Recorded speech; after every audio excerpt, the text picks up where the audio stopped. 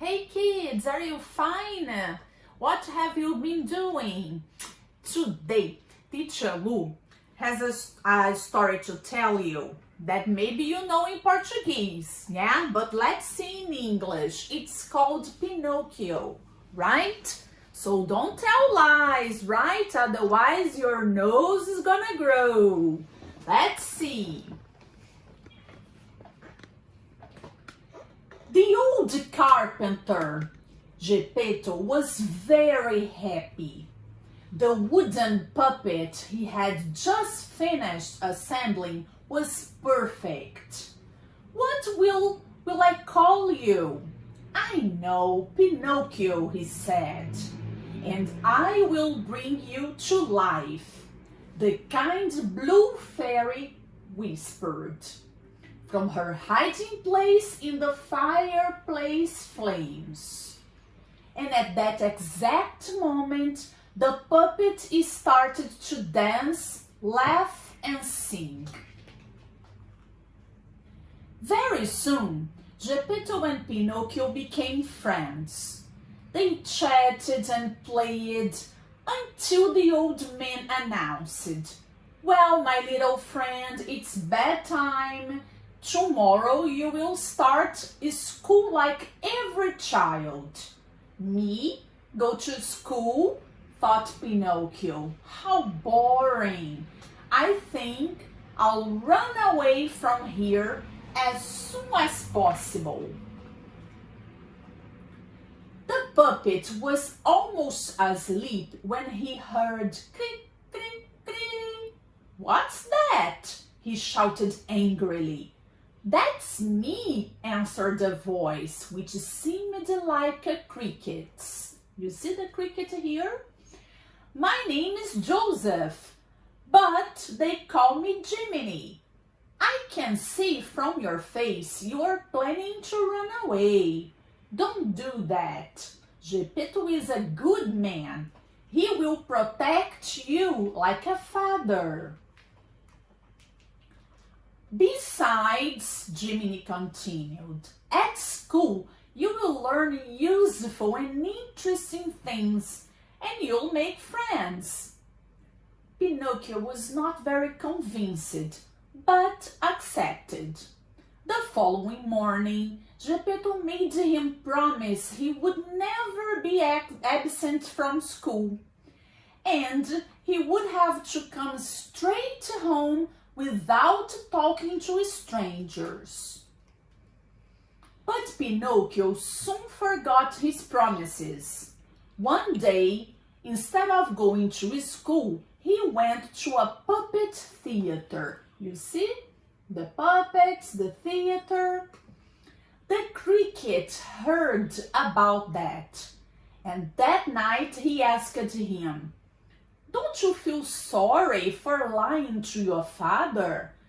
Don't you know that if you tell lies, your nose will grow?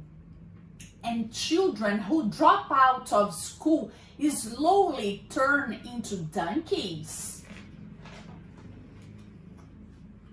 Feeling sorry and scared, Pinocchio promised not to lie again or to be absent from school.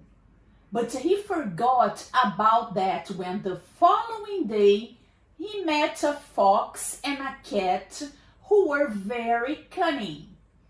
They promised to give the boy a fortune if he helped them dig up a treasure.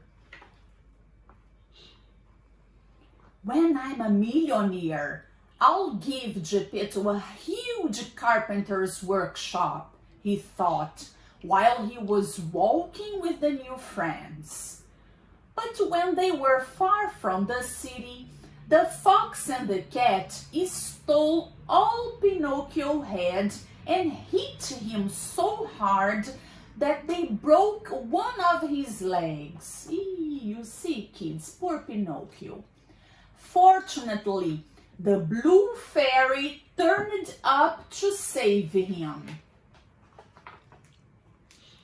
"Why is your nose so long?" she asked, while cleaning the puppet's injuries. I don't know. I never lie, answered Pinocchio, and his nose grew a little bit more. Do you go to school? Can you read and write? Of course, he lied again, and his nose grew even longer. Now, go back home, the fairy said. Geppetto is very worried because he hasn't seen you for days. I'm going, promised the puppet.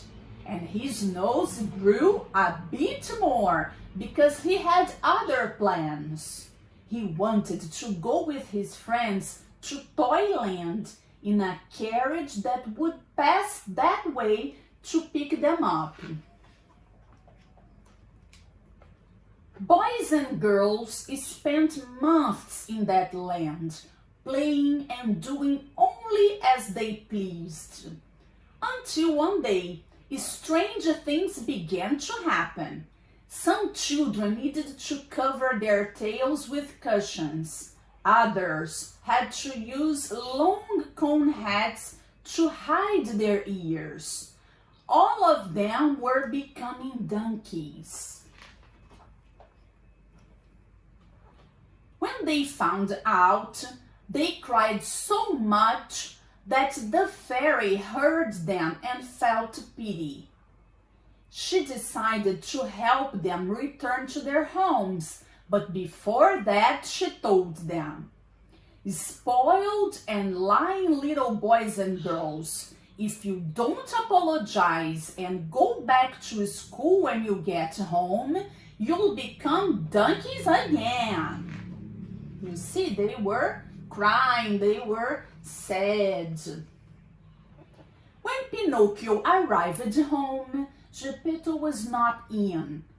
"Your father went to Toyland to look for you," Jiminy Cricket told him.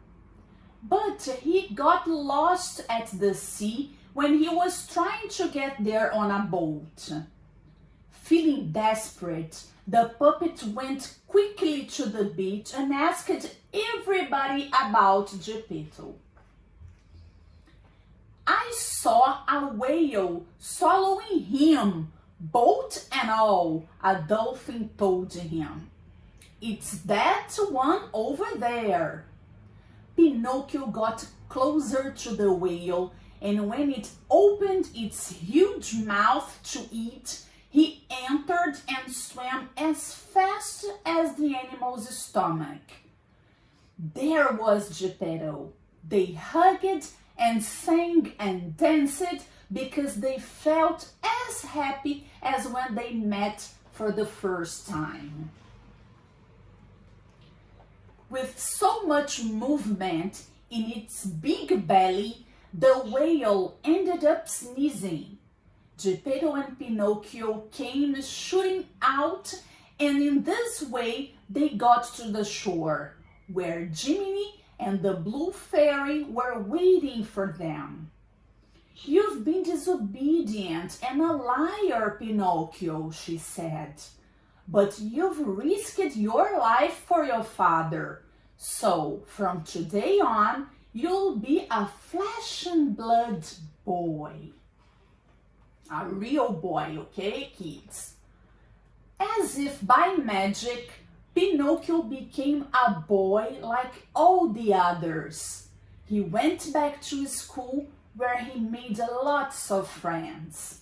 Also, he was only absent if he was ill.